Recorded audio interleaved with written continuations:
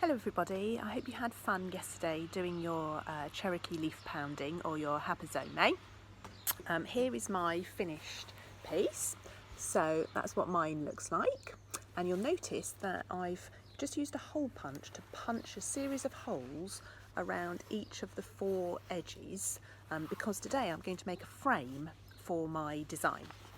So because my fabric that I used was just an old sheet, my hole punch was able to punch holes in it quite easily. So you could try using hole punch to do the holes around yours. Or if you haven't got a hole punch or a hole punch doesn't work, you can ask a grown-up, an adult in your house, to try and help you make a series of holes around the edge, because you'll need those to attach your fabric to your frame when you've made it. Now, to make your frame, you are going to need 4 sticks, and it's really important that you lay the sticks out around your frame and you make sure that the sticks are longer than your frame. So I'm going to show you mine in a minute, and they need to be longer than each edge of your fabric. The other thing you will need is something to attach your sticks together, so some string or some wool, something of that sort, and some scissors to cut it with. So I'm going to put the camera so that you can see what I'm doing from above, and I'll explain how to make your frame now. Okay, so as you can see, I've laid my 4 sticks out around my fabric, and each stick is longer than my piece of fabric, and this is because you need your frame to be a little bit bigger than your fabric size. So the first thing I need to do is start to attach my sticks together. So for this you'll need a long piece of string or some wool, and we are going to do a square knot. So I'm going to tie my string to the end of my stick just by wrapping the string round it a couple of times and then tying a nice tight knot. And what I need to do is then get it in the right place about there and do my square knot. So if we remember from last time, our square knot is called a square because it's got 4 sides. I go under, over, under, over, under, over, under, over, and I keep going, pulling my string tight all the time until I get to the end, and that is going to make one corner of my frame. So I keep going like this,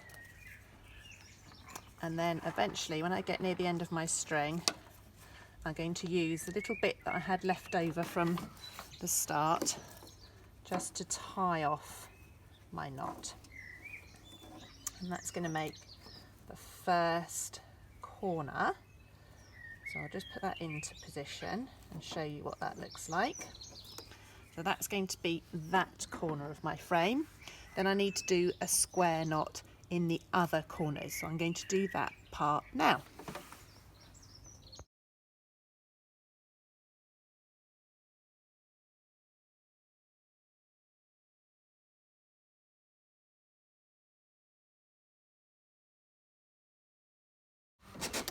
Now I'm ready to attach my fabric to my frame, and what you need to do for this is get, again, a nice long piece of string, and we're going to use the holes that we made earlier, either with our hole punch or by some other means, and I always think it's easiest to start in a corner.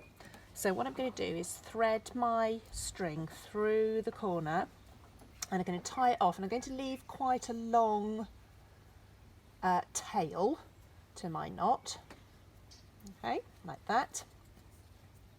And then what we're going to do is we're going to pass the string over the stick, around the back of the stick, and up through the next hole.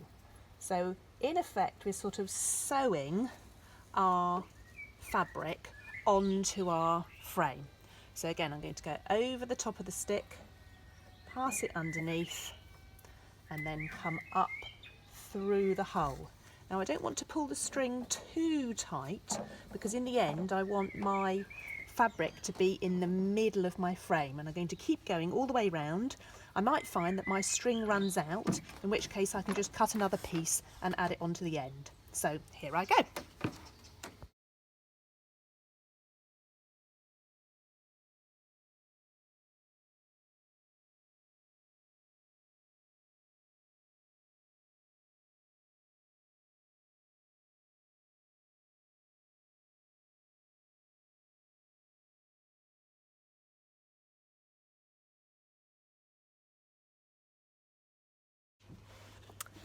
So I've been all the way round my frame now, sewing or lacing my fabric to the frame, and I've got to the end. Remember that long tail that we left?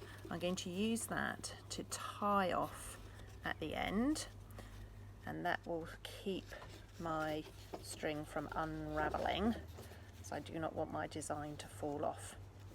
So I'm just going to snip away the last little bit of string from the end. And there we go, there is my Hapa Zome, or my Cherokee Leaf Pounding design on my frame. And I could have another piece of string to attach to make a nice hanger. When we did this at school, some children chose to have just a stick across the top and across the bottom to hang it like that. You could maybe, if you had a triangular piece of fabric, you could make it into a flag or some lovely bunting. There's all sorts of things you can do with your Hapa Zome or your Cherokee Leaf Pounding design. So I hope you have lots of fun finishing your design off and having a go at making a frame. And I'll see you next week. Bye.